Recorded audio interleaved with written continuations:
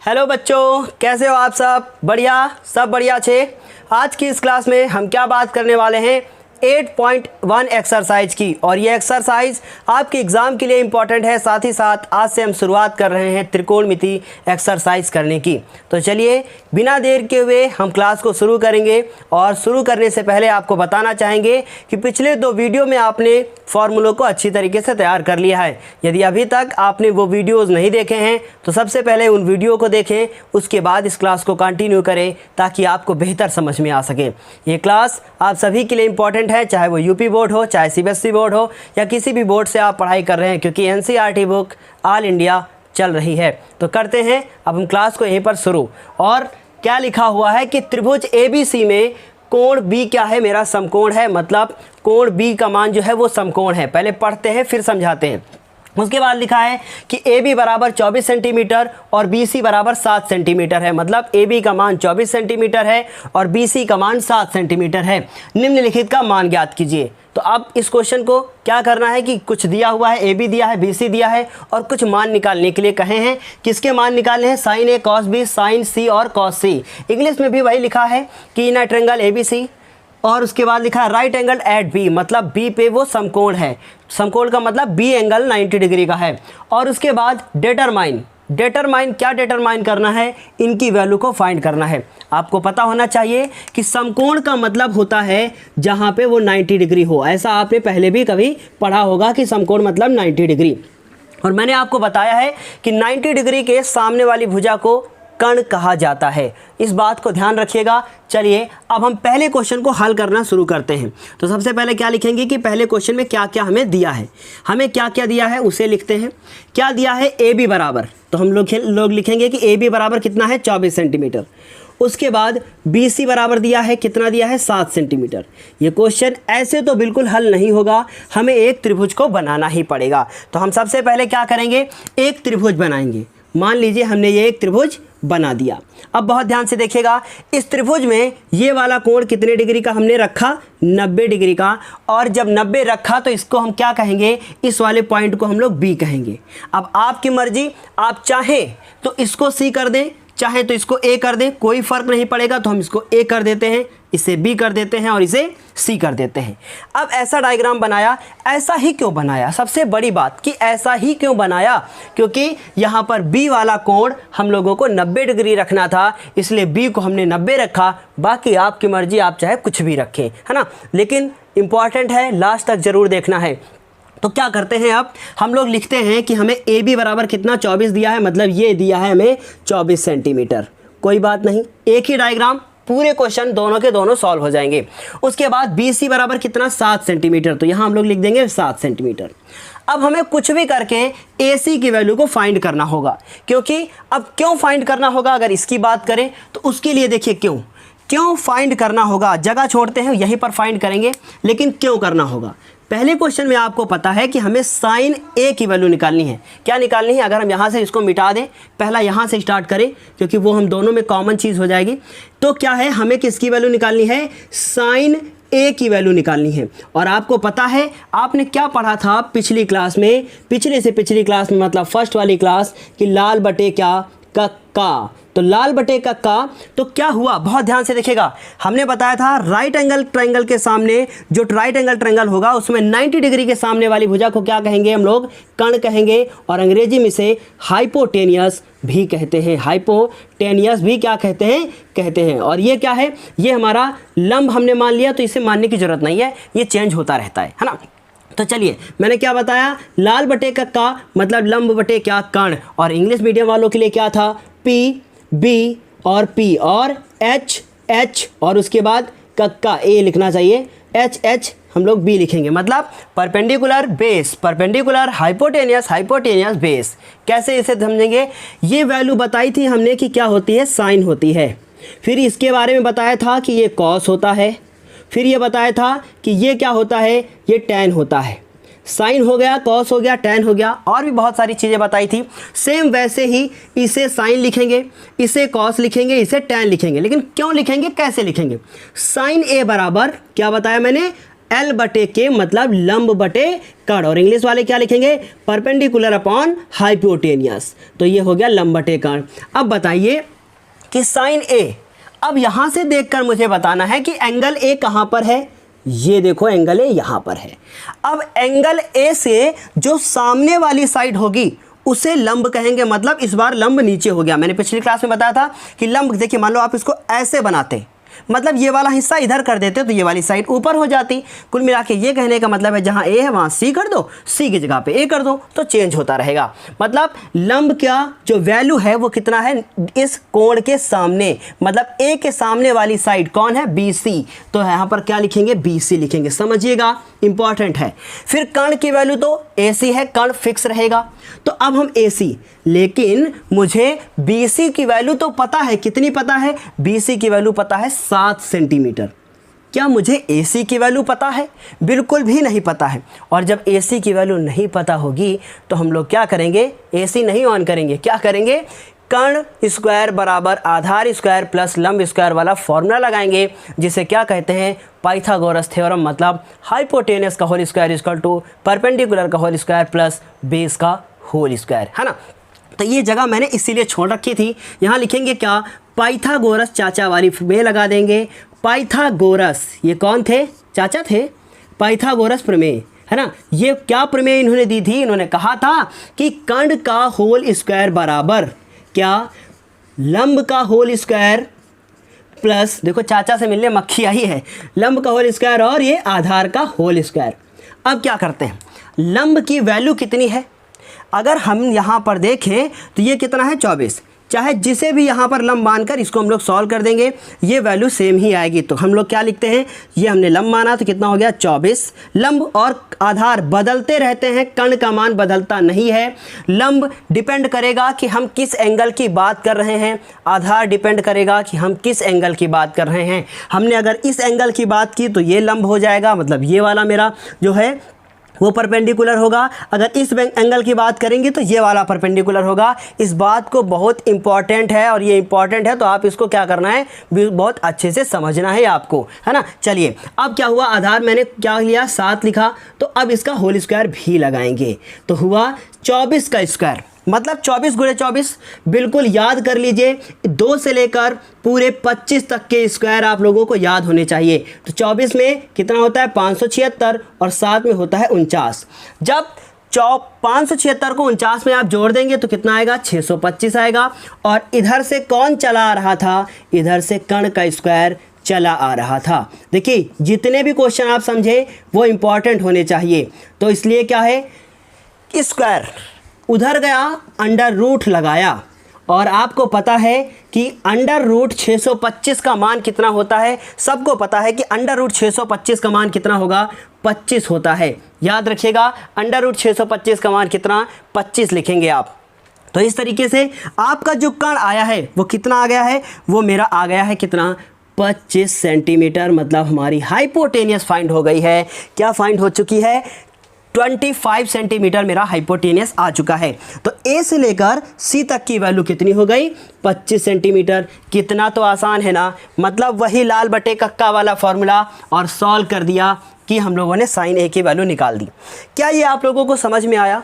अगर समझ में आया तो कमेंट करके ज़रूर बताएं मुझे, वरना मैं आपको कुछ और तरीके से फिर बताऊंगा अगली क्लास में। तो क्या हुआ, मैंने क्या किया, एक बार फिर से समझाते हैं। साइन ए की वैल्यू निकालनी थी, लंब बटे कर्ण लिखा। लंब की वैल्यू डिपेंड करेगी कि हम किस एंगल की बात कर रहे हैं, ये ए बताएगा मुझे कि हम लोग किस एंगल की बात कर रहे हैं, ए की बात कर रहे हैं। तो ए के लिए लंब मेरा नीचे वाला होगा, मतलब बीसी होगा, है ना। और कर्ण की वैल्यू क्या होती है, फिक्स ही होती है, जो कि मेरी क्या है, ए से लेकर सी तक की है। तो लंब हो गया बटे कर्ण हो गया। ए के लिए लंब कौन था, बीसी था, तो मैंने बीसी लिखा। आप लोग ये जरूर लिखेंगे, कुछ लोग क्या करते हैं कि ऐसे डायरेक्ट लिख के ये डायरेक्ट लिखते हैं, फिर आप लोगों को लेके बहुत बड़ी प्रॉब्लम होगी आप लोगों को बाद में, क्योंकि ये चीज़ें चेंज होती रहती हैं। इसलिए लंब और कर्ण की फिक्स है, लंब चेंज होता रहेगा। मान लो अभी हम सी की बात करें तो अभी बीसी नहीं ए भी आ जाएगा, अभी सीखिएगा, बहुत ध्यान से देखिएगा। तो उम्मीद है ये इतना समझ में आया होगा। नहीं आया है तो अगला क्वेश्चन इसको भुलाकर उसको देखने की कोशिश कीजिए, हो सकता है कुछ और समझ में आए। तो क्या करते हैं, अब हम बताते हैं साइन ए हो चुका है। अब हम बताएंगे किसकी वैल्यू, कॉस ए की वैल्यू को बताने की कोशिश करते हैं। फिर वही फॉर्मूला लाल बटे कक्का, लाल बटे कक्का का मतलब इस बार कॉस की बात करेंगे तो आधार बटे कर्ण होगा, मतलब यहाँ लिख सकते हैं बेस अपॉन हाइपोटेनियस, मतलब आधार बटे कर्ण लिखेंगे। क्या लिखेंगे? आधार बटे कर्ण लिखेंगे। तो ये हो गया आधार बटे कर्ण। अगर हम ध्यान से देखें तो हम किस एंगल की बात कर रहे हैं? हम लोग बात कर रहे हैं एंगल ए की, और एंगल ए कहाँ है? यहाँ है, और इसके सामने जो है वो मेरा लंब होता है, जो उससे जुड़ा हुआ होगा वो आधार होगा। देखिए बहुत ध्यान से मेरी बात, हर एंगल से दो भुजाएं जुड़ी हैं, चाहे आप इसको देखें या आप इसको देखें या आप इसको देखें, तो 90 के तो आसपास जो जुड़ी होंगी, जहाँ भी 90 बनेगा, एक परपेंडिकुलर होगा, दूसरा बेस होगा। लेकिन जो बाकी दोनों एंगल होंगे वो क्या होंगे कि उनसे जुड़ी हुई, मान लीजिए इससे दो साइडें जो है जुड़ी हुई है, एक ये और एक ये, इससे दो जुड़ी जो साइडें होंगी उसमें से एक 100% कर्ण होगी, दूसरी वाली जो होगी वो आधार होगी। मतलब मैंने कहा कि अगर इस एंगल को देखें तो इसके सामने ये लंब, ये आधार और ये कर्ण है ना, समझ में आया? तो एंगल ए के लिए आधार कौन है? आधार ए बी है, तो क्या लिखेंगे? ए बी लिखेंगे। और कर्ण कौन है? कर्ण तो फिक्स है कि कर्ण ए सी ही है, कर्ण दल बदलू नहीं है, ये अपने दल को नहीं बदलेगा, बिल्कुल। अब क्या है, ध्यान से देखें तो ए बी का मान यहाँ कितना है? यहाँ भी लिखा है, यहाँ भी लिखा है, कितना है? 24 है। और AC का वैल्यू कितना है? अभी अभी मैंने फाइंड किया था कि AC का वैल्यू कितना था? 25 सेंटीमीटर था। कितना था? 25 सेंटीमीटर था। इसका मतलब आप लोगों ने किसकी वैल्यू निकाल ली? साइन A निकाल ली और कॉस A निकाल ली। क्या समझ में आया? बिल्कुल, अगर समझ में आया है तो जल्दी से तुरंत अभी कमेंट करें और मुझे थंब का जो है सिंबल भेजें, ताकि मुझे पता चले कि हाँ बिल्कुल आप लोगों को समझ में आ रहा है। और अगर नहीं समझ में आया है तो कमेंट करके ज़रूर बताएं कि मुझे ये चीज़ समझ में नहीं आई है, ताकि मैं अगली क्लास में आप लोगों को डिस्कस करके कुछ और बता सकूं। अब आपने पहला क्वेश्चन कंप्लीट कर लिया है। पहले क्वेश्चन के बाद अब हम बात करेंगे दूसरे क्वेश्चन की। इसी दूसरे क्वेश्चन की किसकी वैल्यू निकालनी है? साइन सी की। मेरा मानना है कि थोड़ा सा सीखे, लेकिन जितना सीखे वो मजबूत होना चाहिए। साइन, आपको पता है साइन का मतलब लंब बटे कर्ण, perpendicular upon hypotenuse. Perpendicular upon hypotenuse, तो हम यहाँ इस बार इंग्लिश में बताएंगे। तो क्या लिखेंगे? परपेंडिकुलर अपॉन क्या? हाइपोटेनियस। तो यहाँ क्या लिखेंगे? हाइपोटेनियस। अब इसे बहुत ध्यान से समझिएगा। परपेंडिकुलर का क्या मतलब होता है? लंब, और हाइपोटेनस मतलब कर्ण। देखिएगा, अगर सी एंगल को यहाँ पर देखा जाए तो ये एंगल है सी वाला, इसके जस्ट सामने जो होगा वो परपेंडिकुलर होगा, मतलब वो लंब होगा। तो इसके सामने कौन है? ए बी है, तो इसके सामने हमने क्या लिखा? ए बी लिखा। उसके बाद क्या है? हाइपोटेनियस, जो कि फिक्स है। कितना होना है? वो ए सी ही होना है। और ए बी की वैल्यू देख कर बताइए कितनी है? 24 है। और ए सी की वैल्यू आपने निकाल ली है, 25 है। समझ में आया? आया ना? बिल्कुल आया होगा। अब उसके बाद साइन सी के बाद क्या? साइन नहीं, कॉस सी की वैल्यू हम लोगों से पूछी गई है। तो कॉस सी में क्या करेंगे? जो काम अभी किया है बिल्कुल उसमें भी वही करेंगे। क्या करेंगे कि कॉस सी, कॉस में क्या होता है? लाल बटे कक्का वाला फॉर्मूला एक बार जरा फिर से लिखिए और फिर सोचिए कि क्या होगा। लाल बटे कक्का, आधार बटे कर्ण, बेस अपॉन हाइपोटेनियस। क्या लिखेंगे? Base upon hypotenuse. देखिए, मैं उधर इंग्लिश में एक बार बता चुका हूँ, अब इसके बाद मैं इसे इंग्लिश में बता रहा हूँ। मतलब हिंदी में बता चुका हूँ, अब इंग्लिश में बता रहा हूँ, क्योंकि दोनों आप लोगों को पढ़ना है और समझना है। चलिए, बेस अपॉन हाइपोटेनियस किस एंगल की बात कर रहे हैं चाचा जी? यहाँ पे बात कर रहे हैं एंगल सी की। हम बात कर रहे हैं एंगल सी की, और एंगल सी हमारा कहाँ है? ये है। और इसके सामने कौन है? ए बी है। और ए बी, और इसके सामने तो ए बी है, इसका मतलब ए बी जो हो गया वो परपेंडिकुलर है, मतलब लंब है। और ये वाली क्या है? ये हमारी बेस है। तो बेस कौन है? बेस है बी सी, मतलब बेस जो है वो कितना है? B C. और यहाँ भी क्या था? ए में क्या था? बेस जो था वो चेंज था, ए वाले के साथ बेस ए बी था, क्योंकि ए से ए बी जुड़ा था। और वहाँ था, वहाँ क्या है? सी से बी सी जुड़ी है। क्लियर है ना? फिर क्या करेंगे? B C. हाइपोटेनियस फिक्स है एकदम, दल बदलू नहीं है वो। बी सी की वैल्यू क्या है? बी सी की वैल्यू 7 है, मतलब ये 7 लिखेंगे। और ए सी की वैल्यू क्या है? ए सी की वैल्यू वही है जो हर तरफ से अभी हम लोग करते हुए आ रहे हैं। कितनी है? 25 है। सारे आंसर्स में 25 नीचे मिल गया है, और ऊपर वाले सब क्या हैं? चेंज हो रहे हैं। ये आंसर और ये आंसर। क्या बात मिल रही है हम लोगों को कि एंगल बदलेगा तो वैल्यू भी बदल जाएगी। वैल्यू क्यों बदलेगी? क्योंकि बेस और परपेंडिकुलर दोनों बदलते रहते हैं। लंब और कर्ण, लंब और आधार दोनों के दोनों बदलते रहते हैं। कर्ण कभी भी बदलता नहीं है। क्या बदलता है? लंब बदलता है और आधार बदलता है। उम्मीद है अमन तुम्हें ये क्लास अब समझ में आ गई होगी, क्योंकि आपने पिछली क्लास में पूछा था कि लंब और क्या आधार बदलते रहते हैं। उसका जवाब अब मिल गया होगा आपको, उम्मीद है हमें। तो क्लास में शांति बनाए रखें और अगले क्वेश्चन का इंतज़ार करते हैं। इसका आप स्क्रीनशॉट ले लीजिए। इसके बाद बात करेंगे दूसरे क्वेश्चन की।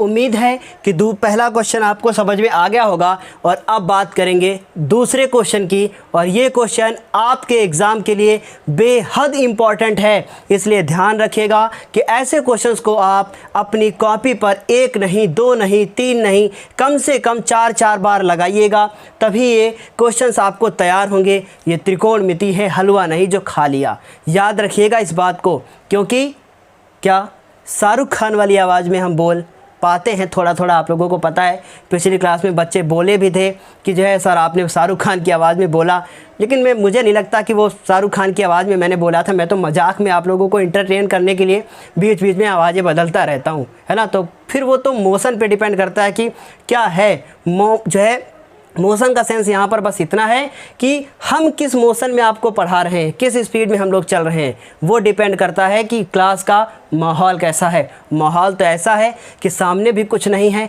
और पीछे भी कुछ नहीं है, बस अकेले हम हैं और हमारा कैमरा। चलिए अब दूसरे क्वेश्चन की बात करते हैं।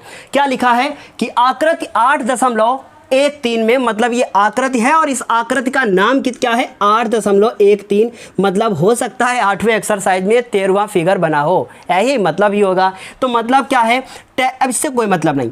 tan p minus cot r का मान ज्ञात कीजिए। tan p minus cot r, याद रखिएगा tan p भी निकालना पड़ेगा, cot r भी निकालना पड़ेगा, दोनों को घटाना पड़ेगा, तब इसका आंसर आएगा। अंग्रेजी में पढ़ते हैं। इन फिगर 8 फिग लिखा है, मतलब फिगर हो गया। In figure 8.13 find tan p and cot r। बिल्कुल समझ में आ गया होगा कि क्या पूछ रहा है। जैसे मैंने भी हिंदी में डिफाइन कर दिया था कि tan p और cot r निकालना है, फिर दोनों को घटाना है। लेकिन पहला काम क्या है कि tan p निकालो, फिर cot r निकालो, फिर घटाओ। अब आपको पता है कि लाल बटे कक्का, मतलब कि लाल ऊपर कक्का नीचे, तो अब क्या करेंगे? tan में चलता है क्या? लंब बटे आधार, लंब बटे आधार। और इसमें मुझे मान लो बाई चांस एक भुजा दी है, नीचे वाली नहीं दी है, तो नीचे वाली फाइंड करनी पड़ेगी तभी, क्योंकि वो आधार या लंब दोनों में से कोई एक भुजा होगी। कर्ण दे दिए तो क्या हुआ? कर्ण का हम करेंगे क्या? करेंगे बस इतना कि 2 भाई दिए हैं, तीसरा गायब है, पाइथागोरस चाचा आएंगे, ढूंढ के निकाल देंगे तीसरी भुजा को, है ना। जब भी 2 भुजाएं गायब दी हो, तीसरी गायब हो, कौन किसका इस्तेमाल करना है? चाचा को बुला के लाओ और काम शुरू करो। वही जोड़ घटाना गुणा भाग, जादू टोना, और काम शुरू, एक भुजा निकल आएगी। फिर उसके बाद कॉट में क्या होता है? आधार बटे लंब होता है। ये सब मैंने आपको पहले भी बताया है कि कॉट में आधार बटे लंब होगा और tan में लंब बटे आधार होगा, मतलब परपेंडिकुलर अपॉन बेस और बेस अपॉन परपेंडिकुलर। ऐसा हम आपको पहले भी बता चुके हैं। समझ में नहीं आ रहा है तो आगे देखते जाइए, बिल्कुल समझ में आएगा। बस धैर्य बनाए रखें, देखते जाएं। क्या करेंगे? सबसे पहले हम लोग सबसे पहले लिखेंगे कि हमें क्या क्या दिया है, मतलब क्या क्या हमें गिवन है। क्या क्या गिवन है? मुझे क्या क्या दिया है? पी क्यू दिया है, डायग्राम में देखा और देखा पी क्यू बराबर 12 सेंटीमीटर, ये हमको दिया है। उसके बाद पी आर मुझे दिया है, तो ज़रा मुझे लिख लीजिए कि पी आर दिया है, कितना दिया है? 13 सेंटीमीटर दिया है। क्या पता करना है मुझे? क्यू आर पता करना है या आर क्यू पता करना है? आप कुछ भी लिख सकते हैं। तो मतलब हमें कुछ भी जो पता करना है अलग करते हैं। तो सबसे पहला काम क्या होगा? समझिए, पहले मेरी बात को समझिए। यहाँ हम छोड़ते हैं स्पेस, इसका काम हम बाद में करेंगे, ठीक। पहले इसका काम बाद में किया जाएगा, पहले कुछ निकालते हैं। हम लोग लिखेंगे अतः, देखिए उल्टा क्वेश्चन समझिएगा तभी समझ में आएगा। अतः tan p minus cot R, tan p और cot r। पहले यहाँ बनाते हैं कि हमें क्या क्या जरूरत पड़ेगी, जो चाचा जी को लाना पड़ेगा। क्यों चाचा जी आएंगे? क्यों पाइथागोरस प्रमेय लगाई जाएगी? क्यों पाइथागोरस थ्योरम लगाई जाएगी? उसका मतलब समझ लीजिए। tan p, tan का मतलब क्या होता है? होता है लंब बटे क्या? आधार, बिल्कुल होता है। Perpendicular upon base.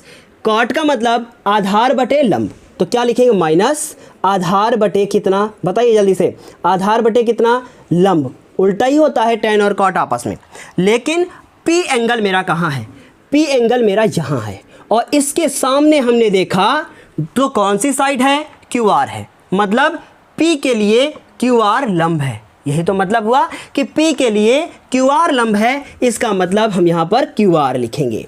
और P के लिए आधार कौन है, जो एंगल से चिपकी हुई भुजा है, मतलब PQ लिखेंगे। समझ में आ रहा है ना। फिर क्या करेंगे, अब हम लोग अपना एंगल R देखेंगे, ये वाला, इसके सामने कौन सी भुजा है, ये PQ है और PQ अगर भुजा है तो इसका मतलब PQ साइड हमारी कौन सी साइड होगी, वो होगी हमारी लंब। तो आधार कौन बचा, आधार बची QR, मतलब R के लिए QR आधार है, R के लिए QR आधार है, तो हम क्या लिखेंगे, Q और R लिखेंगे। और लंब कितना है, लंब देखो जरा क्या होगा, R के लिए लंब कौन होगा, PQ होगा, तो R के लिए लंब क्या होगा, PQ होगा। ये आपको पता चल गया है। अब देखिए जरा ध्यान से, QR निकालना पड़ेगा, PQ निकालना पड़ेगा, QR निकालना पड़ेगा, PQ निकालना पड़ेगा। क्या इसका आंसर 0 आएगा, बिल्कुल 0 आने वाला है, क्योंकि ये कैंसिल हो जाएंगे, ये क्या हो जाएंगे, कैंसिल हो जाएंगे। क्यों, क्योंकि P के लिए QR लंब था और PQ आधार था। R के लिए, जो R के लिए देखिए जरा, R के लिए आधार कौन है, QR है और लंब कौन है, PQ है। लेकिन बाई चांस आपको यहाँ पर ये चीज़ बाद में करनी पड़े तो उससे पहले तो चाचा जी को आप करेंगे ही, तो करके बताते हैं। क्या करेंगे, लिखेंगे क्या, पाइथागोरस प्रमेय, पाइथागोरस प्रमेय। अब ये पाइथागोरस प्रमेय लिखेंगे, क्या होती है, कर्ण का होल स्क्वायर बराबर लंब का होल स्क्वायर और प्लस आधार का होल स्क्वायर। आप पहले आधार लिख दें, बाद में लंब लिखें, तब भी चाचा जी ही रहेंगे, मतलब तब भी प्रमेय ही रहेगी। तो कर्ण क्या हुआ, कर्ण की वैल्यू तो PR है, मतलब उसको हम 13 लिख देंगे। उसके बाद अब लंब और कर्ण आधार की आप पहचान नहीं कर पा रहे हैं, तो कि अभी इसको करते वक्त किसी को कुछ भी मान लीजिए, कोई फ़र्क नहीं पड़ेगा। तो हम क्यों माने, PQ को हम क्या लिखेंगे, लंब लिख लेते हैं, PQ को हमने लंब लिख लिया। उसके बाद आधार मतलब QR, तो QR लिख दिया। और उसके बाद तो यहाँ भी क्यों लिखें, यहाँ पे भी हम PQ जो है P और R लिख देते हैं। PR की वैल्यू कितनी है, PR की वैल्यू 13 का होल स्क्वायर है। और उसके बाद PQ का वैल्यू कितना है, PQ का वैल्यू 12 है, तो ये 12 का होल स्क्वायर हो गया। प्लस QR का वैल्यू मुझे नहीं पता, जब नहीं पता तो क्या करेंगे, QR को QR लिख देंगे। अब बताओ कि 13 का स्क्वायर क्या होता है, कमेंट करके तुरंत बताइए जरा, 13 का स्क्वायर क्या होता है, 169 होता है। क्या लिखेंगे, 169 होता है। 12 का क्या होता है, 144 होता है, तो क्या लिखेंगे, 144 और QR लिखा होल स्क्वायर लिख देंगे। अब देखिए जरा, QR निकालना है, QR अगर मुझे निकालना है तो इसका मतलब जो 144 यहाँ लिखा है उसको इधर भेज देंगे। अब धारा 144 मत समझिएगा, वरना सब बैन हो जाएगा, हमारा भी पढ़ाना बंद कल से, है ना। तो इधर उधर आएगा 169 और माइनस 144, इधर क्या हुआ, QR का होल स्क्वायर, दोनों को घटाना शुरू करो, कट्टम पिट्टम क्या हुआ, इससे इसको माइनस करते हैं, 25 बचेगा और ये QR। तो अब बताओ, स्क्वायर कभी भी जब इधर आता है तो अपने साथ क्या लाता है, अंडर रूट लाता है। अब कुछ बच्चों के दिमाग में ये ज़रूर आया होगा कि सर जब भी तो अंडर रूट जाता है तो प्लस और माइनस भी तो आता है, मतलब प्लस और माइनस भी हो सकता है, लेकिन माइनस की वैल्यू को यहाँ नेगलेक्ट मान लेंगे, इसलिए अपनी प्लस वैल्यू ही रखेंगे। क्यों नेगलेक्ट मानेंगे, क्यों उसको हम जो है नगड़ करेंगे, क्योंकि दूरियां कभी भी माइनस में नहीं होती, इसलिए माइनस वैल्यू नहीं प्लस वैल्यू ही ली जाएगी। याद रखिएगा, जरूर आया होगा सवाल। तो क्या वैल्यू होगी, मतलब QR का मान 5 निकल आया है। क्या निकल आया है, 5। तो QR बराबर हो गया 5, PQ बराबर 12 लिखो। यहाँ भी देखो QR बराबर क्या है, ध्यान से देखिएगा, QR बराबर कितना निकाला, 5 निकाला, और PQ बराबर कितना निकाला, कितना है, PQ बराबर 12 है। क्या कर्ण का कोई इस्तेमाल हुआ क्या, नहीं। 5/12 प्लस में, 5/12 माइनस में, उत्तर कितना, 0 आ गया। मतलब इतना बड़ा खेल और उत्तर 0। समझ में आया होगा, और आया है तो तुरंत कमेंट करके मुझे अभी बताएं कि हाँ मुझे समझ में आया है। इस क्वेश्चन के बाद किसकी बात करेंगे, 2 की बात तो हो गई, अब नंबर किसका है, तीसरे वाले को लाओ और फिर से इस्तेमाल करो कुछ फार्मूलों का और अपने क्वेश्चन को हल कर डालो। सबसे पहले इसका आप लोग क्या करेंगे, स्क्रीनशॉट लेंगे। अब इसके बाद बात करेंगे क्वेश्चन नंबर 3 की। अब ये तीसरा क्वेश्चन जो आपके सामने लिखा है, क्या लिखा है कि यदि साइन ए बराबर 3/4 हो, यदि साइन ए बराबर 3/4 हो तो कॉस ए और tan ए का मान ज्ञात कीजिए। मतलब ऊपर की 3 बहनों में साइन कॉस tan होती है, साइन का मान दे दिया है, कहा है कि कॉस और tan का मान भी ज्ञात करो। देखिए ये क्वेश्चन कई तरीके से हो सकता है, लेकिन अभी आप हैं 10th क्लास में तो ज़्यादा हायर लेवल में जाने की ज़रूरत नहीं है, वरना हम तो डायरेक्ट इसका आंसर बता देंगे कि क्या आएगा। लेकिन आपको डायरेक्ट आंसर बताने की अभी कोई ज़रूरत नहीं है, आप मेथड को सीखें कि कैसे हमें इस क्वेश्चन को सॉल्व करके अपनी कॉपी पर लिखना होगा। अंग्रेजी में क्या पढ़ेंगे, if sine A is equal to 3/4 ब्रैक, आप बोर्ड पर देखते जाइए कि इफ़ साइन ए बराबर 3/4 calculate cos A and tan A. मतलब साइन की वैल्यू दी है, कॉस की वैल्यू हमें पूछ रहा है और tan की वैल्यू हमसे पूछ रहा है। एक नज़र जरा डाल लीजिए कि क्या यहाँ a है, यहाँ भी a है और यहाँ भी है। क्या हमें ट्रायंगल बनाने की ज़रूरत है? नहीं, क्योंकि a दिया है और a ही पूछा है तो हमें ट्रायंगल बनाने की ज़रूरत नहीं है। लेकिन फिर भी आप चाहें तो हम बनाकर आपको दिखा सकते हैं कि कैसे क्या होगा। तो क्या करते हैं हम लोग, सबसे पहले एक ट्रायंगल बनाते हैं और उस ट्रायंगल को देखिएगा, बहुत ध्यान से समझिएगा इसको। ये एक ट्रायंगल हमने बना लिया जिसमें से ये 90 डिग्री है, तो आपको पता है कि इसके सामने वाला कर्ण होगा, उसके बाद ये लंब और ये आधार होगा। तो इसे नाम देखें, देखिए ए दिया है तो ए को यहाँ बना लिया, तो ए जब यहाँ बनाया तो ये आधार हो गया और ए के सामने वाला ये क्या हो गया, लंब हो गया। देखिएगा ए हो गया, तो अब या तो बी इसको दे दें और सी इसको दे दें, क्योंकि एक ही एंगल की यहाँ पर बात की है, सिर्फ एंगल ए की, तो एक ही डायग्राम में काम चल जाएगा। या तो आपको ये सोचना नहीं पड़ेगा। मेरे कहने का ये मतलब है कि ए दिया है तो ए के लिए सामने ये लंब होगा और इससे जुड़ी हुई भुजा आधार होगी, कर्ण की वैल्यू फिक्स होगी। क्लियर? इतना क्लियर समझ में आ गया होगा। अब क्या है कि जो मुझे दिया है उसे हम लोग सबसे पहले लिख देते हैं। क्या दिया है मुझे? हमें दिया है कि दिया है कितना, साइन ए बराबर कितना दिया है, 3/4 दिया है। बहुत ध्यान से समझने की कोशिश कीजिएगा। आपको पता है कि 2 क्वेश्चन में आप लाल और कक्का दोनों का इस्तेमाल कर चुके हैं। अब चच्चा का इस्तेमाल बाद में करेंगे, लेकिन यहाँ पर चच्चा का इस्तेमाल ज़रूर होगा। मतलब लाल और कक्का और चच्चा, चच्चा मतलब कौन? पाइथागोरस। पाइथागोरस कौन थे? मैथमेटिशियन। मतलब चच्चा और लाल और कक्का, तो लाल और बटे कक्का, लाल बटे कक्का, उनसे मिलेंगे चच्चा। मतलब हम लोग कह सकते हैं कि लंब बटे कर्ण, perpendicular upon hypotenuse is called क्या, जो है साइन की वैल्यू होती है परपेंडिकुलर अपॉन हाइपोटेनस। तो इसे ज़रा ध्यान से समझेंगे और देखेंगे। यहाँ पर ब्रैकेट में तुरंत लिख दीजिए कि लंब और ये क्या है, कर्ण है। मतलब हमें सब कौन कौन सी वैल्यू दी है, हम लोगों को लंब की वैल्यू पता है। क्या पता है? लंब की वैल्यू पता है। कितनी पता है? पता है हमें 3।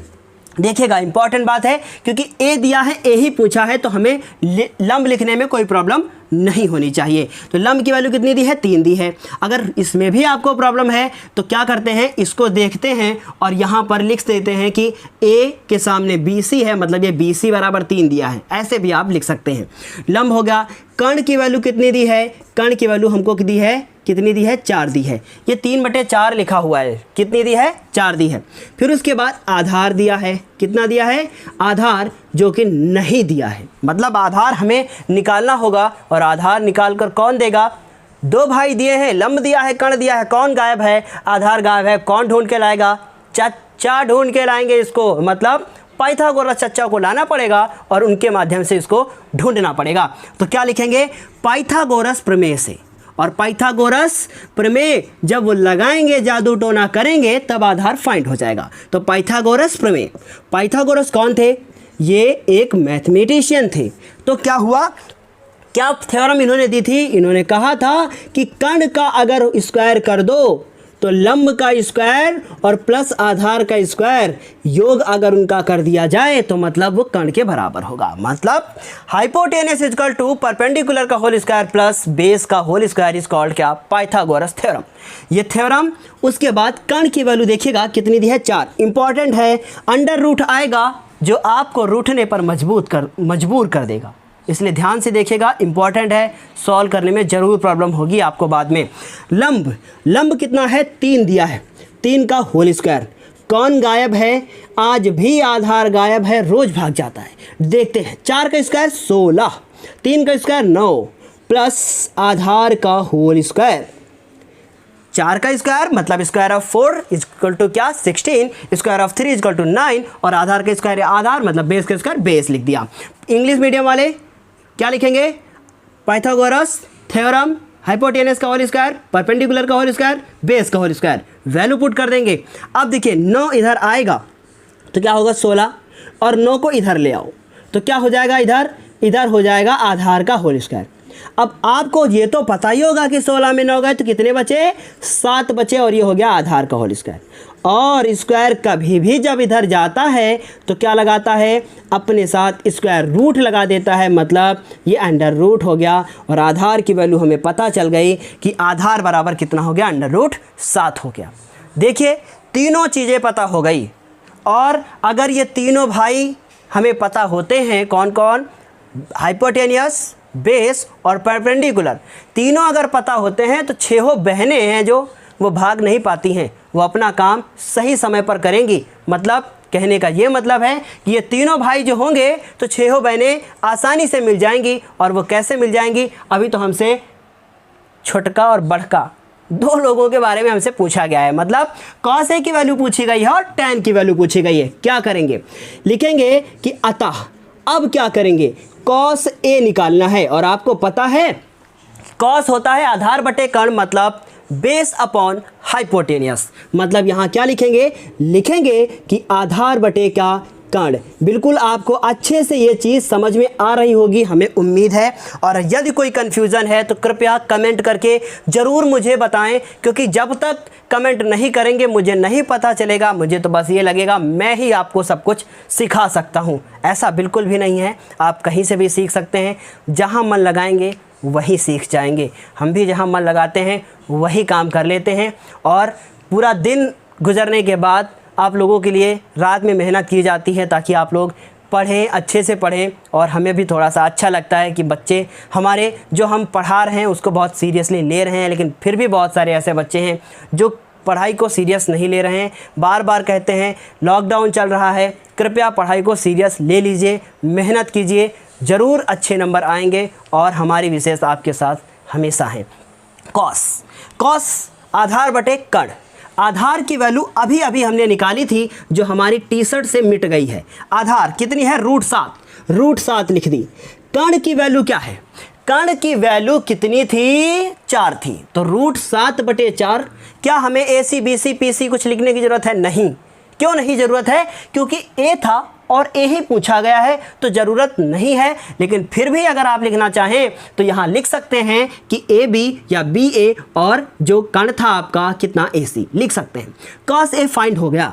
अब कौन निकलेगा, अब tan A है, मतलब cos A को काम पकड़ा दिया गया है। tan A की बात करते हैं, tan में कौन आता है, लंब बटे आधार मतलब परपेंडिकुलर अपॉन बेस। तो क्या लिखेंगे, लंब बटे में क्या लिखेंगे, आधार। तो लंब की वैल्यू देखकर बताएंगे आपकी कितनी है, लंब की वैल्यू आपकी कितनी है, 3 है, तो आप 3 लिखेंगे। और आधार की वैल्यू कितनी है, आधार की वैल्यू अभी अभी निकाली थी कि √7 है। मतलब हम लोगों ने क्या निकाला, √7/4 और 3/√7 मतलब √7। इस तरीके से ये थर्ड क्वेश्चन भी यहीं पर समाप्त होता है। और उम्मीद है कि आपने बहुत अच्छे से एक जो है कवर कर लिया होगा। इसके बाद एक क्वेश्चन हम आपको और बताएंगे, फिर आज की क्लास को हम यहीं पर समाप्त करेंगे। लेकिन उससे पहले 4th क्वेश्चन आप ज़रूर देख लीजिए, वो बहुत ज़्यादा इंपॉर्टेंट है। बिल्कुल ऐसा ही है लेकिन थोड़ा सा चेंज है। वो क्या चेंज है पहले उसे समझेंगे। तो इसका स्क्रीनशॉट आप ले लीजिए, बाद में अपनी कॉपी पर नोट कर लीजिएगा। इसके बाद हम बात करेंगे क्वेश्चन नंबर 4 के बारे में। अब ये क्वेश्चन नंबर 4 क्या लिखा है, लिखा है यदि 15 cot A बराबर 8 हो तो sin A और sec A का मान ज्ञात कीजिए। मतलब एंगल हमें A ही दिया है और A के बारे में ही हमसे पूछ रहा है। ये A दिया है और A के बारे में ही पूछ रहा है, मतलब कोई टेंशन नहीं है। लेकिन फिर भी चच्चा ज़रूर आएंगे, चच्चा का इस्तेमाल करना ही होगा, बिल्कुल करना होगा। अंग्रेजी में पढ़कर बताते हैं, given 15 cot A = 8, find the value of sin A and sec A। मतलब गिवन 15 cot A बराबर 8, find sin A and sec A। sin A और sec A की वैल्यू हमें निकालनी होगी। चलिए क्या करते हैं, एक डायग्राम बनाते हैं। वैसे तो डायग्राम यहाँ पर ज़रूरत नहीं है, लेकिन फिर भी समझाने के लिए क्या हुआ, देखिए उस बार मैंने ये ट्रायंगल जो बनाया था इसको ऐसे रोटेट कर दिया था, इस बार ये ऐसे रोटेट है, मतलब इसको ऐसे लिख देंगे तो कुछ भी कर दें, ए हो गया, ये बी हो गया, ये सी हो गया।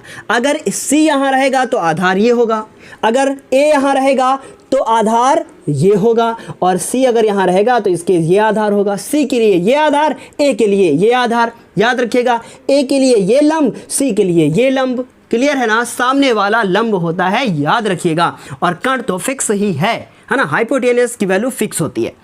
चलिए कोई बात नहीं, ए की वैल्यू मुझे दिया क्या है उसे लिखते हैं। सबसे पहले हमें क्या गिवन है, मुझे गिवन है कि 15 cot A is equal to क्या 8 दिया हुआ है ना। क्या करते हैं, cot A बराबर कितना 8, और 15 और cot A के बीच में गुणे का चिन्ह है। अब इस गुणे के चिन्ह को नीचे लब, जब 15 नीचे आएगा तो 8 के नीचे हो जाएगा, मतलब cot A बराबर 8/15 हो जाएगा, 8/15 हो जाएगा। क्यों, क्योंकि इन दोनों के बीच में गुणे का चिन्ह है, और जब ये नीचे आएगा ना तो 15 हो जाएगा। इसका मतलब cot A की वैल्यू 8/15 हो गई है। क्लियर। अब आपको पता है कि लाल बटे कक्का होता है, लाल बटे कक्का होता है ना। अब लाल बटे कक्का हो गया तो मतलब किसका, मतलब ये कि ये साइन की वैल्यू, ये कॉस की वैल्यू, ये टैन की वैल्यू। जब इसको उल्टा कर दो, कक्का बटे लाल कर दो, मतलब आधार बटे जो लंब होगा वो किसकी वैल्यू होगी, वो वैल्यू होगी कॉट की। क्लियर। मतलब टैन बराबर होता है लंब बटे आधार, और कॉट बराबर आधार बटे लंब। क्लियर है ना।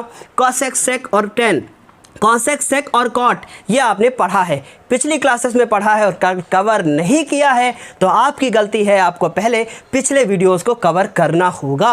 तो क्या हुआ कि कॉट बराबर आधार बटे लंब, तो यहाँ हम लोग लिखेंगे क्या, आधार बटे क्या लंब। इस बार बहुत अच्छी बात है कि मुझे आधार और लंब दिया है, कर्ण निकालना है, बहुत आसान होता है ना। कौन गायब है, बड़ा भाई गायब है, क्योंकि कर्ण गायब है और कर्ण बड़ा था। पांडवों में भी कर्ण सबसे बड़ा था, क्योंकि पांडव के बाद कुंती का बड़ा वाला पुत्र जो था वो कौन था, कुंती का बड़ा पुत्र कर्ण था, लेकिन वो सूत पुत्र कहलाया क्योंकि कुंती ने उसको पहले ही, समझदार हैं आप, क्या हुआ क्या नहीं हुआ, क्योंकि युधिष्ठिर जो थे वो सबसे बड़े पुत्र माने गए थे, और उसके बाद कर्ण। तो यहाँ भी कर्ण क्या है, बड़ा ही होता है। याद रखिएगा, आधार लंब और कर्ण, इनमें सबसे बड़ी वैल्यू कर्ण की होती है, क्योंकि कर्ण सबसे बड़े थे महाभारत में। याद रखिएगा इस बात को कि कर्ण की वैल्यू हमेशा ज़्यादा आएगी। इतने सारे क्वेश्चन कर डाले, कर्ण हमेशा बड़ा ही मिला है, कर्ण हमेशा बड़ा होगा क्योंकि ये भुजा सबसे बड़ी ही होती है। तो क्या हुआ, आधार बटे लंब हुआ। कोई बात नहीं, हल करना शुरू करते हैं। क्या करेंगे, इस बार लंब दिया है, आधार दिया है, और गायब कौन है, गायब है कर्ण, मतलब बड़ा वाला भाई गायब है। किसको बुलाया जाए, चच्चा को बुलाया जाए, पाइथागोरस थ्योरम लगाई जाए, है ना। क्या करते हैं, आधार बराबर मुझे दिया है, कितना दिया है, 8 दिया है, लिख दिया जाए। लंब बराबर मुझे कितना दिया है, लंब बराबर देखिए ना, मुझे 15 दिया है, और क्या गायब है, और कर्ण गायब है। और जब कर्ण गायब हो गया तो मतलब किसको लाया जाए, चच्चा को लाया जाए, पाइथागोरस थ्योरम लगाई जाए, पाइथागोरस थ्योरम का इस्तेमाल किया जाए। पाइथागोरस प्रमेय से, पाइथागोरस थ्योरम से क्या थी पाइथागोरस थ्योरम, कर्ण का होल स्क्वायर इक्वल टू लंब का होल स्क्वायर प्लस आधार का होल स्क्वायर। क्लियर, एकदम क्लियर है ना, बिल्कुल क्लियर होगा। आपने अगर पूरी क्लास रेगुलर देखी है पूरी, तो कर्ण का होल स्क्वायर मुझे नहीं पता तो छोड़ दिया जाए। लंब की वैल्यू 15 का होल स्क्वायर, और आधार कितना 8। अब कौन कौन ऐसा है जिसको 15 का स्क्वायर नहीं याद है, बिल्कुल याद होगा। 15 × 15 225, मतलब 15 का स्क्वायर 225। 8 × 8 64, दोनों को जोड़ दिया जाए तो 6 और कितने हो गए, 9 हो गए। 6 2 8 हो गए, 5 4 9, 6 2 8, और ये 2 मतलब 289। अब कितने लोग ऐसे हैं यहाँ पर जिसको ये नहीं पता है कि ये 289 किसको मल्टीप्लाई करने के बाद आया, कौन है ऐसा, है कोई ऐसा।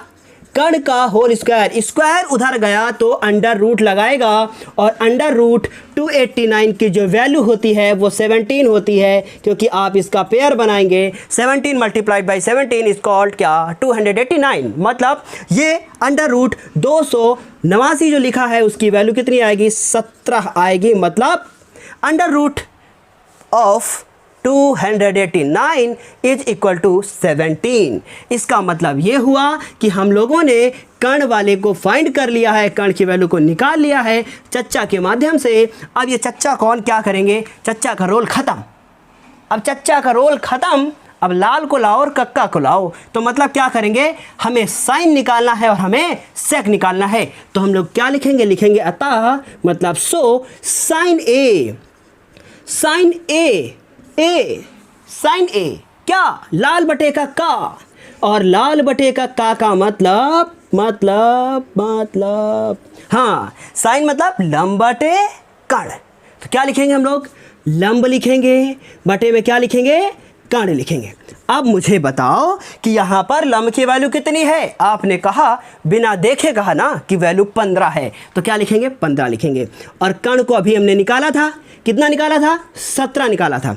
मैंने भी थोड़ी देर पहले कुछ बताया था, कहा था कि जो कण की वैल्यू होती है वो सबसे बड़ी होती है। अब जरा खुद ही देखो, 8 आया, 15 आया और ये 17 आया, मतलब कण की वैल्यू हमेशा बड़ी होगी, हाइपोटेनियस हमेशा बड़ा ही मिलेगा, मतलब उसकी वैल्यू हमेशा बड़ी होगी। याद रखिएगा इस बात को।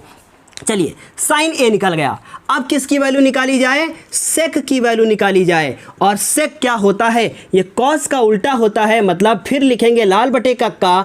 और देखिएगा बहुत ध्यान से, सेक मतलब ये होता है कॉसेक, ये होता है सेक, ये होता है कॉट, मतलब कण बटे आधार। क्या होगा, कण बटे आधार, इसका मतलब हाइपोटेनियस अपॉन बेस। तो कण की वैल्यू कितनी है, अभी निकाली है, 17 है, और आधार की वैल्यू कितनी है, 8 है, मतलब दोनों वैल्यू हमें फाइंड हो गई। क्या क्लियर होता है, क्लियर ये होता है कि अगर लंब, आधार और कण में एक चीज़ गायब है तो चच्चा को लाएंगे, पाइथागोरस का प्रयोग करेंगे और कौन मिल जाएगा, मिल जाएगा जो तीसरी चीज़ गायब होगी वो। उसके बाद जब ये तीनों वैल्यू पता होंगी तो साइन की वैल्यू, कॉस की वैल्यू, टेन की वैल्यू, सेक की वैल्यू, कॉसेक, कॉट, कुछ भी फाइंड कर सकते हैं। मतलब हम लोगों को अगर तीनों वैल्यू पता हैं, परपेंडिकुलर, हाइपोटेनियस, बेस, तो हम लोग साइन, कॉस और टेन, सेक, कॉसेक, कॉट सब की वैल्यू को फाइंड कर सकते हैं।